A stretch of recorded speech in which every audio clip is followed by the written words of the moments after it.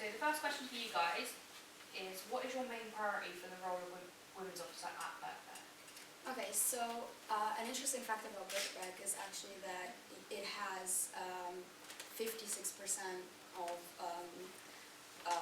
staff, which is female, which is really high compared to the national average of 45%. There are really like a lot of statistics that say that, you know, there are more women at university than ever before, more women getting jobs than ever before, and I just want to focus on like the positive side without always going into, you know, women are great at, you know, maths, but, you know, they're not getting the job. Women are, you know, asking for equal pay, but, you know, there's still room for more. And I just want to focus on the positive. So I want women to feel empowered. I want to run workshops that tell women, like, look, we're doing great. Like, you're studying in one of the best universities, and you're being, like, represented. So, you know, just go for it. Focus on the positives rather than the negatives. Great. So, Sabrina? Because in Birkbeck, I just want to provide a platform for lots of women, because you see, I want to provide a platform for the more experienced women who already have a lot of experience and exposure in this, be it any field, like if you see computer science and any other field like mathematics. The women who have pursued these careers and have lots of experience, I want to build a platform, a social networking platform for those women who are who are still struggling and who want to pursue their higher careers, and they are still struggling in what sort of streams they want to pursue and they don't know. So I just want to bridge that gap between both professional and those women who are struggling, so that they could enhance their capability, and they should have lots of confidence in order to boost a lot of work and stuff like that. Great. So my next question for you is, what do you think are some of the key barriers affecting women in education? Okay, well, I mean, obviously, like, you know, we can talk about how women are being misrepresented, etc., but I really don't want to make that the case of, like, my campaign. I don't want to focus on, like, the goals that we have not achieved yet. I, like, really want to push on, like, just many stats that actually say that, you know, within the last 10 years, women have made, like, major leaps. So I think, yeah, I mean, undoubtedly there are barriers, but I don't think we should be necessarily focusing on those barriers in education, because the statistics, like, speak for themselves. Like, there are more women in education than ever. Like, and actually, like, in most UK universities, women make up, like, the bigger half. So there's more women in education than men. So I think education-wise, we're doing pretty great. It's like the next step is like when we cross over into work. That's where, you know, it's more problematic. But if we not only teach women, you know, with 4 degrees, but also like instill in them like resilience and empowerment. Yeah. For me, I think women are persevering, and they have resilience, as she said. But if they are in some or the other thing, lose confidence at some point. So for me, I think they should be given some or the other platform to come, like women's voice, to come and for other women who have already got this opportunity, to come and tell them that they can do whatever they want to do, because they still have their willpower. And like lots of negativities which these women face, I mean, they should be turned into lots of positivities by organizing certain skills for women, so that they could be confident enough to perform those activities. And the women who are still in computer science, there are women who are still struggling to be a good coders. So they don't get a lot of opportunities, and still they don't have lots of confidence. But in that era, if I can help them, and if I can provide them a lot of tactics or techniques, so that they can. Great. So it's opening it up to the audience. Does anybody have any questions? Yeah. You've said a couple of times that you want to focus on the positive things that women have. How are you then going to fight for women with the college and make sure that the problems that women are facing are being dealt with and that women are being heard? Well, it's not the case that I don't want to face the reality.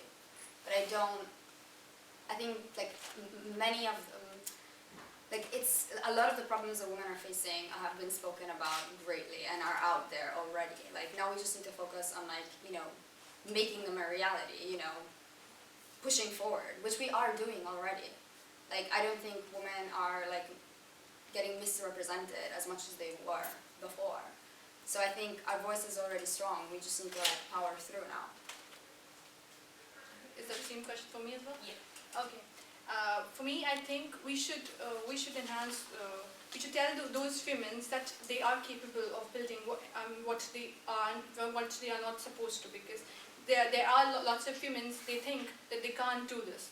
So I think we should organize certain skills and certain concepts where women should come forward. Lots of women should come forward and network with them. And by this, we can enhance their capability and make them a good motive, so that after that they can perform and they can have lots of confidence. They can see what the women are doing, or what have they done, and what are their seniors are doing. So with that, they get a grip, they get a lot of exposure, they get a lot of experience. With that, they can come up with positive results. This is what I feel. Amazing. Great. Any other questions from the audience? No? Okay. I prepared a backup one. How will you ensure that you represent all women, including trans women and other women who kind of feel like they're underrepresented? Well, I think when we say, well, at least when I, in my campaign, say woman, that means anyone who identifies with a woman, irrespectively of biological sex.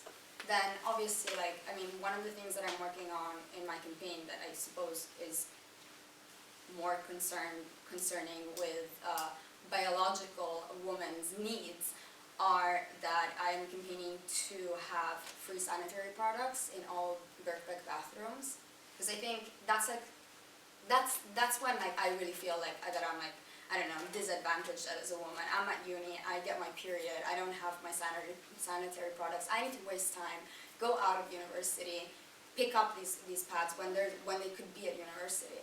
So actually, like, one of the things that I'm doing is putting, I mean, I need to ask whether this is obviously possible, but I would like to install like these little boxes in all female toilets, and inside like give away like free sanitary products. Well, what I will do, I will make. Like I haven't prepared for this thing, but as she said, like that's right, because. I mean, a lot of women, they run short of time, and we don't even know the dates, like when they are. And so if we provide those products, then I think that will be liable for them and help them to come up with positive results. And thus, I think there is no bridge gap between that the women's and LGBT and this thing, because we are not discriminating anything. We are biasing on the social aspect. And for me, I think. To provide them with lots of social activities and events are more into, because right now we all are running into professionalism. So for me, it was to emphasize them in their careers and respective goals. This is for me, I would like to do it about. Nice. Thank you. That is all for questions.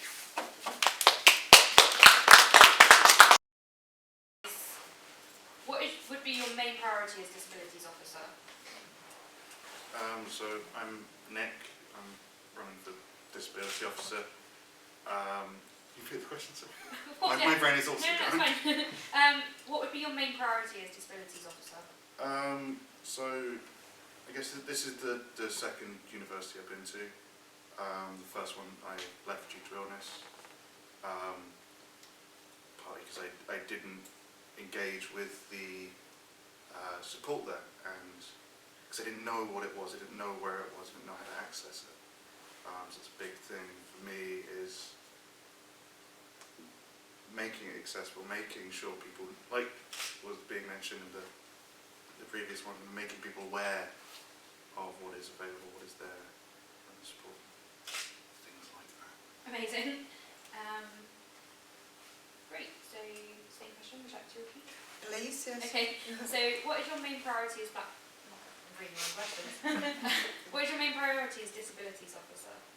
Well, hello, my name is Cecilia Danielson and I'm running for Disabilities Officer.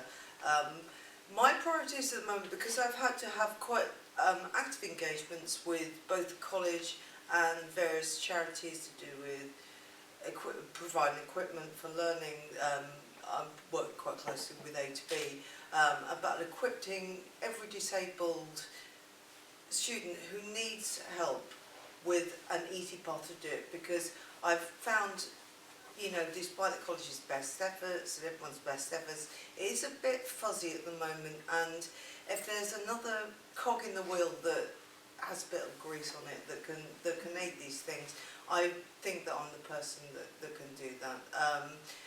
In my previous, I mean, my disability is an acquired brain injury. I had an accident, but in my previous life I've worked in central government and worked for several big companies, also sort of like project managing and the like, so I'm quite good at identifying. That's time. Oh, Sorry. okay. Lizzie? Hi, I'm Casey and I'm running for Disabilities Officer just because I suffer from mental health and I have autism, which I've just been recently diagnosed with. So I can kind of relate. Obviously I feel like everyone's an individual, and I just want to kind of break that barrier. I feel like a lot of people obviously that do suffer from disabilities do tend to wear masks, so I'm trying to kind of get everyone to be confident enough to kind of remove that mask and to be able to speak about their issues and to get the support that they don't know is there. So that's my main goal, but obviously I don't want to do this on my own. I want everyone to be involved because that's the main thing. I can't, otherwise it'll be selfish, so I want to do this all with everyone. So that's why I'm running for Disabilities Officer. Great. My second question is, disabilities can be either visible or invisible. How will you ensure that Birkbeck is accessible for all of these students? Who's up again? Okay, so disability can be... Oh, sorry, yeah. So disabilities can be either visible or invisible. Yeah. How will you ensure that Birkbeck is accessible for all of these students? Yeah, so I think it's mainly, again, it comes down to the mask, and you don't know who's going through what. So I think it's mainly widening the support, maybe doing things like questionnaires and stuff, because obviously some people don't have the confidence enough to kind of speak out, so they could do things anonymously, and I think with that, Birkbeck can put things into place. For example, they've taken away mitigating circumstances because they feel that, sorry, not mitigating circumstances, the extensions, because they feel that it's not really helpful for people in the final year, and obviously they don't know how other people feel. So I don't know if I've answered the question right or not, but things like that, making people more aware of what's available to them and giving them things like questionnaires and stuff to help. Great. Would you like me to repeat the question? Please. Yeah. So disabilities can be either visible or invisible. How will you ensure that Birkbeck is accessible for all of these students?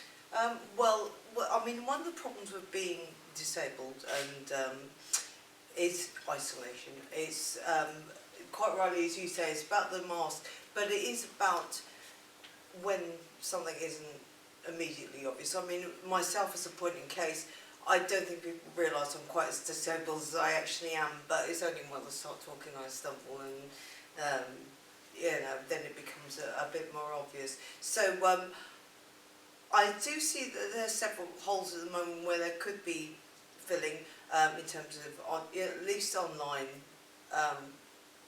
connecting people up online, making more groups, more subgroups, because of this difference between hidden and overt disability.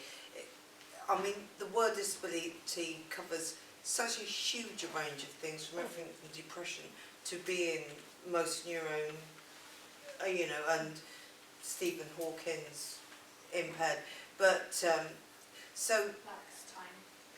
Thank you. Twice. Okay, so disabilities can be either visible or invisible. How will you ensure that Birkbeck is accessible for all of these students? Again, I think it's really just about, I know personally, having a largely invisible disability, kind of I personally want to try and kind of act normal. People treat me normally most of the time. So it's really, again, about letting people know what is there and bolstering what is already there. And, like was mentioned with the mitigating the extensions, I don't know what it's called. But yeah, kind of bringing that back. I'm struggling with that at the moment, trying to get work done on time. My brain's gone, sorry. That's fine. Shall I cut it? Yeah. Okay, great. Amazing. So that is my 2 questions. Does anybody from the floor have a question that they would like to ask? Barney. Given that it's been touched on a few of your answers, disabilities are so wide and varied, like myself, I am autistic, and you mentioned it's your diagnosis. Just because we have the same name of the condition doesn't mean we need the same criteria, so how will you represent people that could have any number of needs or issues to be addressed, given you don't have that condition yourself in some scenarios? So we'll start with Cecilia.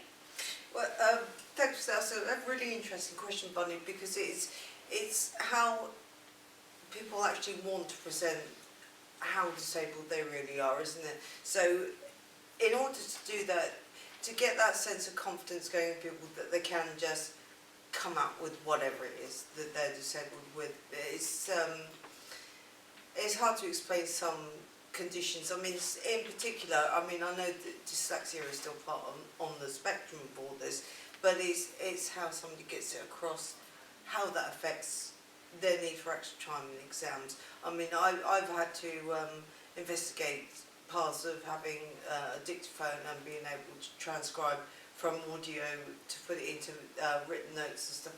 But to actually get that across to people has been quite difficult. So maybe having these arguments preempted for students, if these are the questions you need to ask, if this is your condition, this is some quick notes, or at least some pointers of knowing what it is you need to ask for help. Time. Casey. So I think that it's about giving people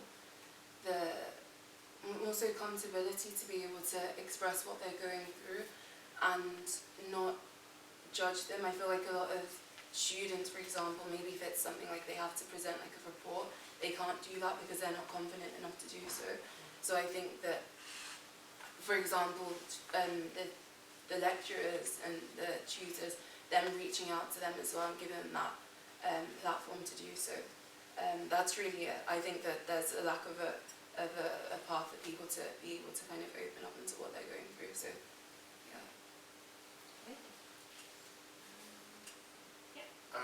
I think just kind of being open to listen, encouraging, like, that I don't understand everyone's needs, obviously, but just kind of trying to be open to listening, encouraging people to talk, and also, going from what you were saying, kind of, I know I personally struggle with knowing where this support is, the avenues that you go down. I think that could be something really important for this position to kind of help with. Because just kind of knowing who will be able to guide you in the right direction. I think it could be. Amazing. Great. So, is that any? Would you like to ask Nice questions? questions.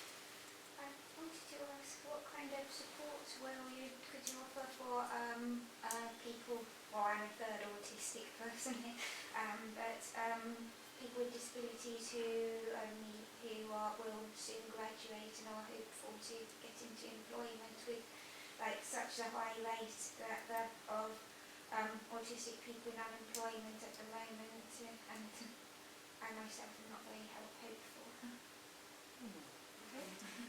So we'll start with Casey. So I think definitely something, again, like a report. So again, the tutors have to be aware of that, but obviously the same way that they write a reference, for them to write a report, this is how this impacts the student. So at least when they're going into employment, the employers are aware and they know what suits you and they put your needs first before someone else's. I think that's definitely the main thing, because obviously everybody's different. Like us three have, also, I don't know who else has it, but we all act differently and different things affect us. So obviously for employers to be well aware of that. Well, first of all, I hope you feel a bit more cheerful about it. It's because what I see is that, like, another wealth of resources that are out there are the sheer number of charities there are. With thinking about Autism UK, about how working with some external bodies in order to address this these concerns and their feedback on this situation as well, and that when the dialogue has been started up as to what the union can do to help individual cases by drawing on what is a broader base of knowledge rather than just sending, I don't know, a Facebook questionnaire that really do anything, whereas the charities know for sure. So having that open dialogue with other bodies that have a far better approach than just what would be your best efforts on this situation. And there are a lot of charities. You have to look at the London Marathon to see the hundreds and hundreds. And that's time. I ramble. I think university can do quite a good job with supporting people here.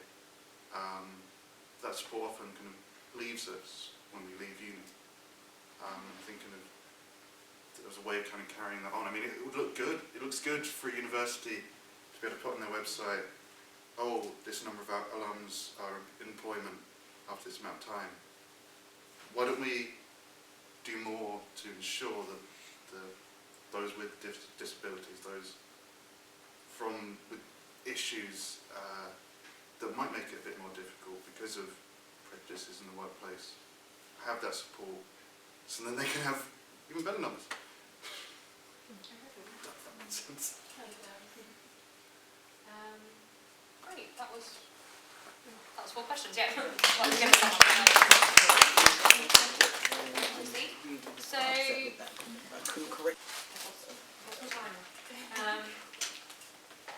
great, so my first question to you is, what is your main priority as a Black Members Officer?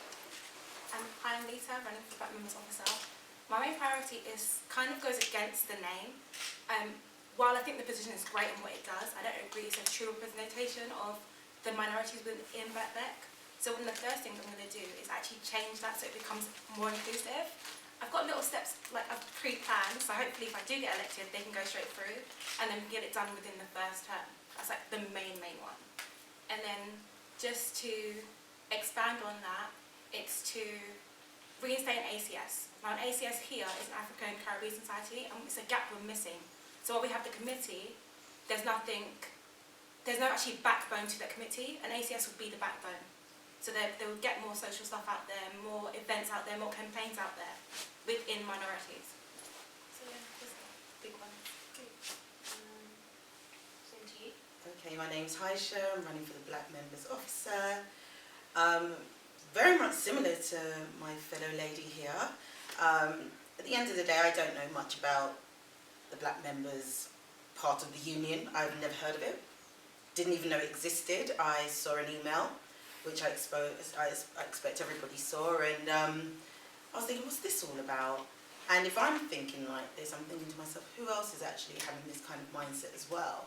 So it's about really bringing some kind of exposure, not only to the Black members of the student union, but to everybody. Just like the lady said, it's making it very exclusive to all minorities. So it's not about the minority of a Black person, it's the minority of all Asians, everybody.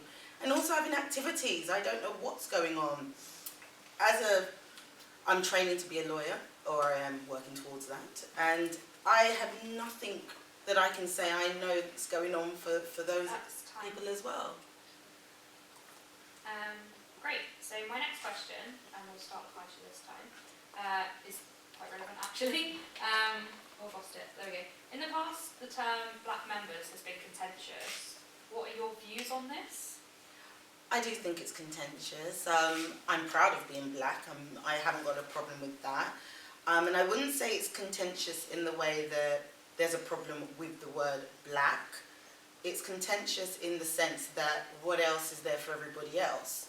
And it's about ensuring that this word encompasses, and if we do need to change it because it's not involving or encompassing everybody, then it is about making it something that everybody feels as though they can be a part of. I actually was quite impressed that it was put out there, because the black community is a minority, and I do think it needs to be exposed that there is an area there is a gap. However, it is about opening it up. So that's how I feel. Great. And then, I totally agree with what Haj just said. It's not the actual position, it's the terms and the words representing it. There's nothing wrong with being black. I mean, there's two black women proudly sitting in front of you. But what does that mean for someone like Gregory, who's also running? Or if you want to run for our position, it kind of makes it like, why are you running when it doesn't technically suit you? As part of my campaign, I've said that that's going to be one of the biggest things I do change, because I do want it to reflect anybody who did want to stand and do a better job that they feel that they could do, but are running from that because it doesn't technically suit them. Birkbeck is one of the biggest minorities I've ever seen within such a small, we're evening, and if you come into one of my criminology classes, you have the mix of people from culture, language is so amazing, and it should be represented more. So I kind of wish I get a chance to do that. great. Those are my questions. Then really on the floor, Alex. So Birkbeck's always been ahead of its time. It's always had an ethos of widening participation and getting people who wouldn't otherwise have gone into university. How do you think Birkbeck can become even better at widening participation? Hi, Lisa here. I think that the best way to do that is communication. I mean, while it's not horrible, it's not exactly the best. I mean, just from hearing what Haisha and a lot of people said, they don't know that number one, the student union exists. They don't realise there's a black members committee. They don't realise that there are things for them. It starts with induction. Like, I wish someone had told me this before I came into December and was like, oh, there's people here for me. I think it makes such a big difference knowing that when you start, you're already included in something. There's options for you, no matter how big or little you think they are, that if they're there, it's amazing. And to promote that, it shouldn't just be said at induction. It should be reinforced, promoted, shouted at, screamed, celebrated for what it is at all times. And if I get elected, I'm going to work with our liberations officers and student leaders to make sure that does get done, and also that the college is held accountable when it hasn't come through or it has fallen short. I'm a believer of leading by example, so it's about achieving the goals through what I do myself, and then, shining and showing people this is what you can do. It's funny because the reason I went to Birkbeck is because I Googled and I saw that an activist called, and I was telling you, an activist called Marcus Garvey came to the university many moons ago. And I thought to myself, oh my gosh, he was a Jamaican, he came over, he studied, and that was, to me, inspired me to come along to Birkbeck, because I could have picked other universities. And it's about allowing people to understand the history and knowing that, Birkbeck's been inclusive for a long time. It's not about just today, and it's about continuing to grow the ethos that Birkbeck has about ensuring that they understand that evening studies does allow a mum, does allow, a person that's financially in not a position to be able to go to study and go to uni. And it's really about finding different ways of just spreading that message. Does anybody else have any questions on the floor? Okay, I need to quickly think of one. Oh no, there's Oh, one. we got it. Oh, sorry, I didn't see that. Okay. In your own words, what would you say is the biggest issue facing minority ethnic students at Birkbeck? Without doing the research, and this is my personal opinion, I would say I don't know anybody I don't know much about what's going on for blacks and minorities in Birkbeck. So obviously the communication, somewhere it's missing. There's something going on, because I see lots of emails going out for many things, but I've never seen an email about the different activities, different events, different seminars, different talks. I mean, there was a talk the other day which was race and law, but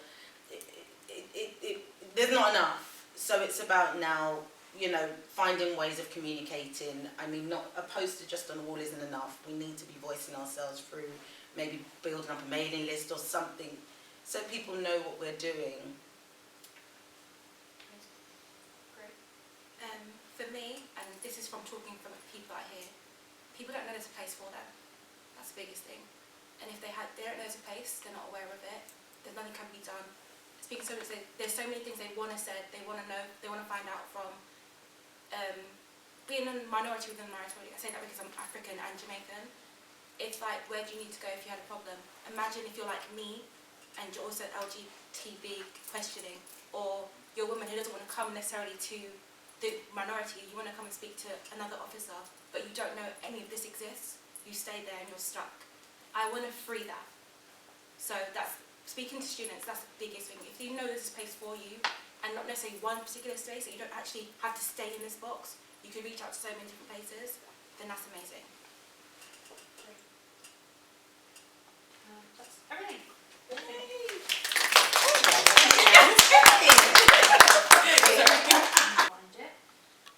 What is your main priority as student leader? We've got this end. Yeah, hello, my name is Gregory Choi, for student leader. I think this is very straightforward. Priority for student leader is priority for students. So what's priority for the student is the three things: is studying, your career, and of course your social life. You have to be these three things. So I don't think I would have much authority to talk about studying. Of course, like some people say, 24 hours library, which is something related to your study. But my focus would be career and the social life. Mostly about career, because I think social life is more about individual life. Everybody have their own different style, but I think career, we have a career team, and I think that career team can have quite a lot to improve, especially about reaching out to the student body. For example, at the career location is not even the main building, so I think it would help if it can strengthen that regard. Amazing. Great. Do you want to Should we read the question again? Yeah, of course. What is your main priority as student leader? So I'm Alex Holmes. I'm studying student leader. I have three main priorities. The first of which is a more ambitious and active student union, quite similar to what Gregory's just said. Social life, there being more things on campus, more events, reaching more students. We have a Hustings here with less than 20 people. Hustings next year should have 100 people. We have 14,000 students at this university, and currently we're reaching a very small number of them. So it's about reaching those students, putting on more events, engaging with more students. It's also a 24-hour library, and things such as increasing the use of Panopto in various different classes, so students can access their lectures online if they miss classes because of illness. Lastly, what's protecting liberation campaigning. Liberation campaigning is under threat nationally in every student union and nationally in the US because of funding cuts and the current financial times we live in. So it's really important we protect liberation funding, because those liberation campaigns have done so much positive work for students here. Barney O'Connor, standing for student lead. Going to sound like a broken clock here, but community is one of the biggest issues at Birkbeck. It's what I've tried to do in my current role as Disability Officer, to build a network and build a structure. So it's widening that and helping to do what I currently do. As for the college, it's about structures. So it's not the interesting part to most people, but we sit on the college's committees, actually making sure they're held to account and actually doing the policies they said they would implement that improve lives. So it's not the flashy part of the life, pub crawls or whatever, but if it's making sure if they're going to put a policy in to help disability students, it does help disability students and actually put it in. Say for all level liberation groups as well as just students in general. Thank you. Oh, sorry. Great, so the next question is, the union works closely with the college across a number of things, and as student leaders you would represent the student voice, which means that sometimes we also oppose some of the college's ideas. How do you think you deal with that? Do I start? Yeah, we can start from this end. Okay, sorry, could you read the question? Oh, of course. Messed up as well. So the union works closely with the college across a number of things. You as a student leader will represent the student voice, which means that we also oppose some of the college's ideas. How would you deal with that? It's about doing it in the right manner. So as I mentioned before, the committees, certain elements need to go to certain committees if you want to change it. It's all well and good to have a vocal campaign does really help. Having students verbally aware of the issue, to do questionnaires, to get data on it, but then taking that to the right place in the college to actually get stuff changed. And it's about making your point cohesively. If you don't agree with something, you can't just not disagree with it. You've got to have a logical argument and facts to back up your data of to why it would be a mistake to implement that policy, or who it's going to affect, what marginal groups or students as a whole. And generally, having sat in these committees, the college, while they sometimes do make misguided stuff, they generally try and do it in the best means. So if you can show them it's not always correct, they generally can be quite open to listening and changing, as long as you've got a valid opinion. Great. Okay. So relationship with college. I think part of having a healthy and positive relationship is also being honest. When the college is wrong on something, we should tell them that they're wrong. At the same time, we should also try to build a healthy relationship.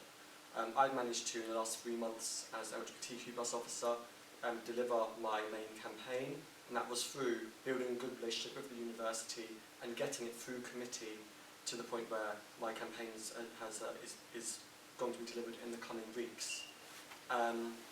So it's honesty, it's working with them when that's possible, but also representing students at the end of the day, because if students disagree with something, it's incredibly important that we represent their views, and that we're a democratic organisation, and that's what we are at the end of the day. Yeah, I think it's quite important that we come up with a procedure to deal with the disagreement with the college body. Of course, the first thing we have to think about is what's the matter is about. It is a really important matter, like big issues that a lot of people care about. And I think as a student committee, we are not really the person to decide what kind of stand that we are going to take. I think perhaps maybe the first step is to find some way to gather some data, like you said. Like for example, I don't know, in SOAS we used to do a lot of referendum and all that. And then I think the second thing, of course, is to talk with the college and to see the rationale, to see the reason behind why they make such a stance or reach such a decision, and then at the end to maybe put that forward to the student to decide whether that is eligible before we manage to take stance whether we should stand against it. That's time. Great. So those are my two questions. Does anybody on the floor have any question? What would you do to improve the perception of the student union, kind of have more students engaged and to actually understand what's going on and the great work that the student union does for us? Okay, we'll start with Alex this time. So yeah, that's actually quite a difficult question. It will have to be a multi-phased approach. There's no simple answer. I think the most important way of doing that is to improve our induction for first-year students. When students join the university, we need to focus on improving that induction there. Make sure students know there's a students' union. You'd be surprised how many students on this campus literally do not know that a student union exists. So it's having that induction with new students so that they have a really positive opinion, they can see what we have on offer. It's also improving what we have on offer, so there's more things to appeal to those students. And it's also looking at ways to improve our comms, and that is something that I guess involves working with the university, trying to find new ways of communicating with students, whether that's maybe a notice board in a more prominent place rather than the corner of the 4th floor of the building, or if that's finding new ways to engage students through various different platforms.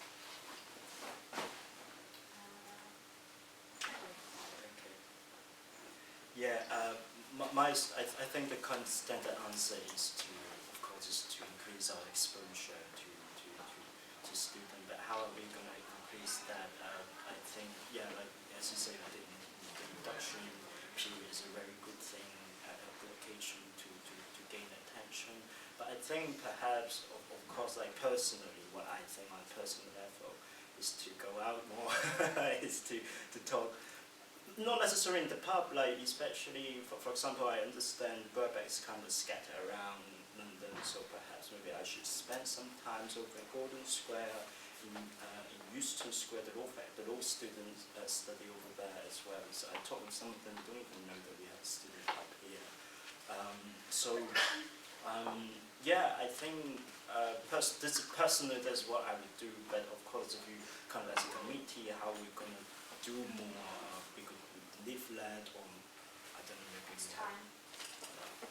Based on our victories and communicating them. Recently, Nick, who's the current student leader, helped persuade the college not to close the library during exam season and instead of do the refurbs over 2 years. But a lot of people don't know that was our input that helped get that. So it's just what we're doing at the moment. So, like, Disability Officer, we've grown a lot in the last years. 2 years ago, there was no candidates for it. Last year when I ran, there was 2 candidates. There's 5 this year. Well, it doesn't sound like a lot. The union is coming from a very small place, so these increases are actually quite dramatic. And with the new permanent staff team, changes this year since I started and they've changed, there's been a dramatic improvement in the level of comms we send out. So it's annoyingly one of those gradual projects where we're not a student union that's been set up for 50 years, that's been massive the whole time, that's never had any issues. That it's just ingrained in the parts of the college. Time. Great. Everyone? Questions? Ooh. You've asked one before, so I'm going to go here. Yeah.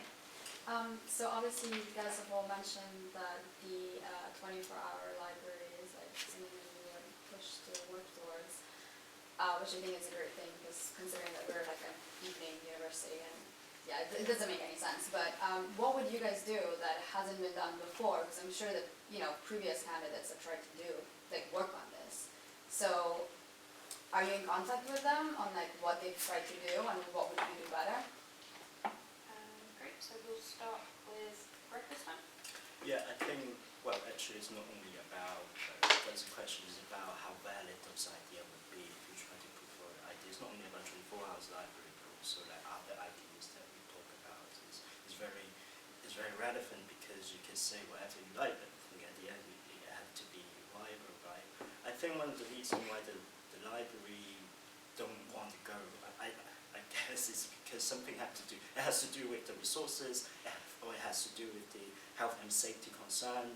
And I think most important is you need to justify the resources being spent is worth the effort.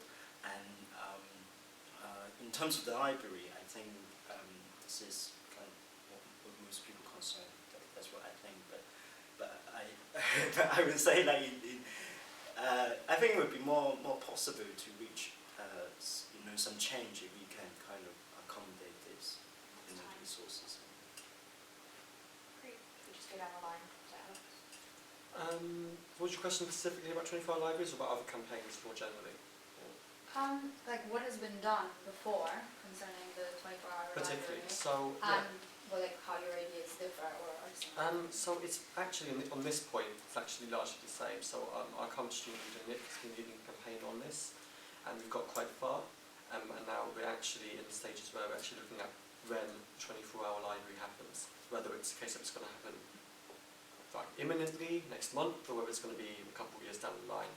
So I think one of the main things I'll be doing is keeping pressure on the college, having a good relationship with them, and also reminding them that students really want this, and this is one of the biggest things brought up to us by students. So yeah, I'd certainly be pressuring the college, applying that pressure to make sure they know that students still want this, and this is something we want now, and looking into how we can get the quickest possible rollout of the 24-hour library. Okay, so it's quite hard to add anything onto what's actually happening, but a lot of it comes from, so last year during exam period we got them to open it early for exams, and as a trial, which was very successful. So it's knowing what came before, so like Alex said, it's holding to account. There's lots of stuff that we actually all want, that the college have said yes to, but there's certain reasons why they can't do it straight away, bringing staff in-house, commitments to contracts. So it's about reminding them and actually making sure stuff is progressing. So yes, they've agreed to 24-hour library in theory, open especially this year for exam periods. It's just to make sure they don't back out of that. So they said they're going to open for exam periods early in the morning. It was from 6 AM last year. That's the first one there. It was very useful. So it's just if they have said that, it's just reminding them they have said that and students expect it. Just keeping them on the ball, making sure they know they're being held to account, and ignoring what they have said or what students want isn't a viable option.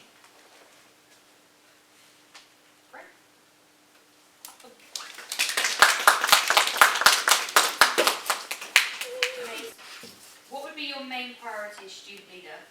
So my main priority is to listen to students. I know some of the students are working class, some of them are family, so we're not standard university, so they've got various issues. So in particular, I was listening to this student today and explaining the teacher's not very clear, and they need it in-class recording so they can listen to it on the commute, they can listen to it at home. Kid got sick, can't come into lectures. They need resources, especially go to library, books are outdated, not complying with the syllabus. So at least give them the e-books. It's a lot cheaper than the actual books. It doesn't take physical space. Give them the resources they can actually prepare. So that's my main focus here today. Okay, amazing. The second question is, the union works closely with the college across a number of things.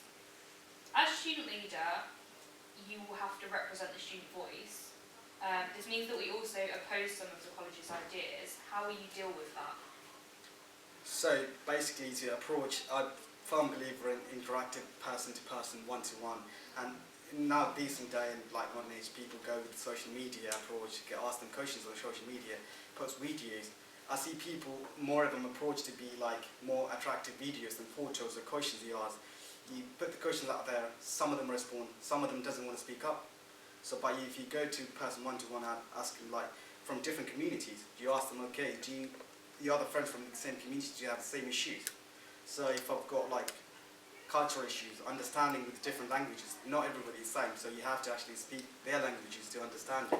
So basically, my approach would be like kind of by individual, if it doesn't make any sense. Amazing. So this next question came from the audience, and that is, I'm going to get the exact wording wrong, right, so I apologise. But in your role as student leader, how will you ensure that you will increase engagement for the union? So practically anything that academically, I would probably say 60% academically and 40% socially engage with the students in different ways level. Campaigns. Some people need to be like aware of the, for example, climate change, like create them a campaign so they can be part of it. So it can be different varieties of any campaigns that actually, some people want to be part of it, some people actually want to get the knowledge so they can actually be like approached to it and say, okay, I want to be part of it, like if anyone's doing it. So it's just basic ideas, like put them out there so they can actually be engaged in certain ways. Amazing. And the last one is, there's been a lot of talk about the 24-hour library in a lot of manifestos of student leaders. How do you think that you can improve or do things that are different than the other student leader candidates or the current student leader has done? I'm grateful. The 24 hours is really helpful, and I understand the space, the study area space could be improved by a certain, I don't want to go into details, but and the resources, like I talked about. If you don't have resources, there's no point going there, sitting there looking for the books that is not there. Personally, e-books, you can actually go in there, read it, recordings, go in there, read it. And then third-party applications on the website, it's on, I mean, e-library, it's enough. I wouldn't say it's enough, but it's there. But as computer science students, I would look for more third-party applications what the other students have. I know it's not standard university, but some of the applications are cheaper, but it's still need to be licensed to students. So space is important, and then 24 hours, I wouldn't put it up there, but it's really important, especially exam times, when you get revisions, you need to do group projects and stuff. It's most important, because these days, most of them are group projects. People want to be engaged in the groups to practical environment, which is, I think, it's a good idea. Great, that's 4 questions for student leader. Any other questions? Our first question to you is, what is your main priority as a Birkbeck delegate attending national conference? Thomas Barnes, NUS Delegate candidate. My priority is making sure that all Birkbeck students have a voice at national conference. Birkbeck is such a unique university, the way we're set up. No one else is doing what we do, so our students have unique challenges, and I think it's really important for those challenges to be, those voices to be heard at a national level. So before I go, I'd like to actually, once the policy documents are out, find out what people think of them, and then make sure that I'm voting based on what Birkbeck students actually require, what they want, rather than just going with what is generally best for the average student, because we are anything but average, we are special, and we deserve that extra support. Amazing. So the second question is, how will you ensure that Birkbeck is represented when you're voting on policies? Oh, that's very interesting. Again, I would get people's input on policy before I go to conference. What I'd like to do is actually host something like this, and actually, after people have had a chance to read the policy and find out what they want. Also, I'm not at all shy about coming forward. I've been to one national conference before, and I stood up on stage and yelled at everyone because they were being awful. They were being very ableist, and I told them to stop it. I think it's really important that we do have a voice, and you know, I'd like to find out what is most important. I mean, obviously I've got my own views, but I want to make sure that I'm representing you guys, representing Birkbeck, not representing Thomas, because I'm just one person, and there are 18,000 students here, and we all need to be heard. Amazing. Right on time. Do we have any questions from Barney? You talked about your own beliefs and getting the beliefs of the students. Are you willing to go against your own beliefs if that was the views of the Birkbeck students as a whole? Absolutely. I'm not here to represent me. I'm here to represent Birkbeck. And I think that's one thing that sometimes politics can get wrong. If you are elected on the platform to represent the students who elect you. It's wrong to stand up and go, well, I want this, because it's not about you, it's not about me. It's about Birkbeck. I'm not there as Thomas, I'm there as Birkbeck, and I think that's something that's really important. And you know, if Birkbeck students say, well, we require this policy, and I think, well, that policy's a bit weird, but it's your say, it's not me, you know. I'm just one person. Amazing. Any other questions? What previous experience do you have that makes you think you're suitable for this position? I've been a delegate before. I've been at national conference before, so I know what it's like. It's very grueling, national conference. It's very, very tiring physically and mentally, and it's very draining. So I know how to navigate it. Also, I've worked within the NUS liberation campaigns. I've been on the Disabled Committee and the LGBTQ+ national committees. I'm on the LGBTQ+ national committee this year, actually. I understand how NUS works. I understand how they word things. So sometimes policy, because it's written in legalese. It's written in that certain language. You're not entirely sure sometimes what they mean. I know how to translate that. I know what they're getting at, and also I happen to know quite a lot of people who write those policies, so I know their own idiosyncrasies. I know how to prioritise. I mean, the days at national conference are like long. Amazing. Great, so those are your 4 questions. Okay. Brilliant, so if you'd like to... What is your main priority as a Birkbeck delegate attending national conference? Number of priorities. I think the most pressing thing is to recognise that Birkbeck is a unique institution, that what we're providing is provided nowhere else in the country. And therefore the sort of students that we're dealing with are the sort of students that in a lot of universities are sort of spoken as sort of smaller groups that aren't really the focus of attention, sort of mature students, part-time students, working students. And so to kind of provide the perspective that these, how do we support these students, what can we do to make lives easier for these students, to provide that to other people within the NUS who obviously have these students but not in the same numbers that we do, because we've sort of worked to become experts at dealing with that kind of a student, and so to provide information towards the NUS and the campaign to make life easier for those students. And also the big thing is to stop cuts to liberation campaigns, because they're trying to cut the trans campaign, which I think is bad. Same question? Yeah, like Nick said, it's not standard university. It is different. It is unique, and the people actually attend here are different. Everybody's got different needs. Basically, someone have a working mother, a working class, doing part-time or full-time. They're trying to manage their resources and their time in like 3 hours class is not enough. People want to be more engaged, even though they wanted to, they can't, because the knowledge they have about the university, about services available are very, very small. Some of them don't even know how the student union exists. So making them aware of these knowledges to engage in the campaigns would be great. As a university, I think it'd be a great deal. Actually, more time you spend on this can actually work in, very good in the future. My next question is, how will you ensure that Birkbeck is represented when you're voting on the policies at conference? Sorry.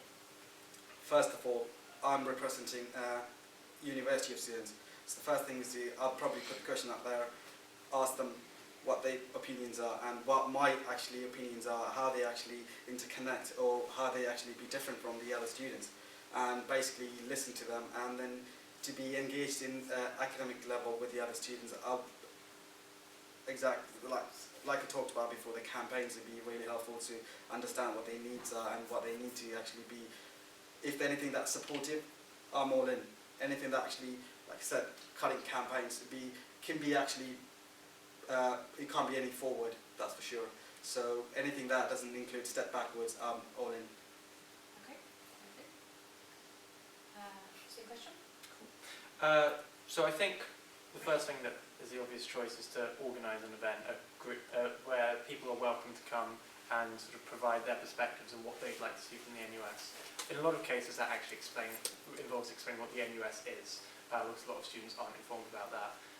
So to provide that information, to ask the students what sort of thing they'd look for, but also to go beyond that and say it's not just about having a in-person meeting, because a lot of students can't attend that. So to start exploring, using Facebook, using emails to try and make as large opportunity as possible for students to raise their concerns and what they'd like to see from the NUS and what we can campaign for. And I actually don't think it starts after you're elected. I think it starts when you're running. You talk to people, you say what are they interested in, and that's how you can find out how you can best advocate for them. People are likely to have an opinion. If people do have an opinion that differs from me, it's probably not going to be to such an extreme that I thought, it's completely morally abhorrent. It's not like they advocate for murder or something. So assuming that that doesn't happen, I would go with what the consensus is. Okay, same question? For me, it's the collective view of the group of students is important, even though it's against my personal view, but the changes that made are important to other groups. I won't be personally offended if it's like if the group, the university students that I'm representing is the main concern of mine. So it'd be like, okay, if anybody I probably have a different view of looking at things in my perspective, but the other students have different ideas. They come from different background, especially University of London. I mean, Birkbeck is a different cultural university, so I think that anything that be a more informative, collective, helpful to the other students, I would say, yeah, I'll go against my own views. Okay. So the last question is, what previous experience do you have that makes you think that you'd be the best candidate for this role? We'll start with Jackson.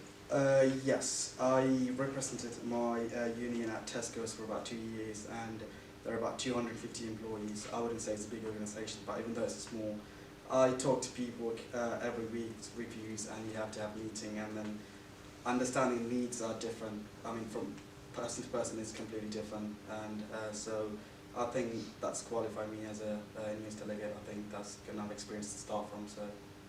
Okay. Great. And then same question, Nick. Cool. Well, I've been student leader for 2 years, so it's sort of been my job for 2 years to talk to Birkbeck students to work out what kind of issues they're facing. And I've also, through that, been engaging with the NUS for nearly 2 years now. So I have some sense of the issues the NUS is facing, how the NUS functions, so that I'm able to kind of combine that, where I can realise what Birkbeck students need and also accommodate to what NUS is capable of.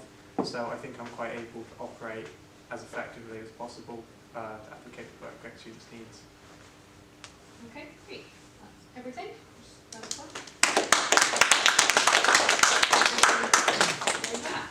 So that is everything. Feel free to have like a chat amongst yourselves after this.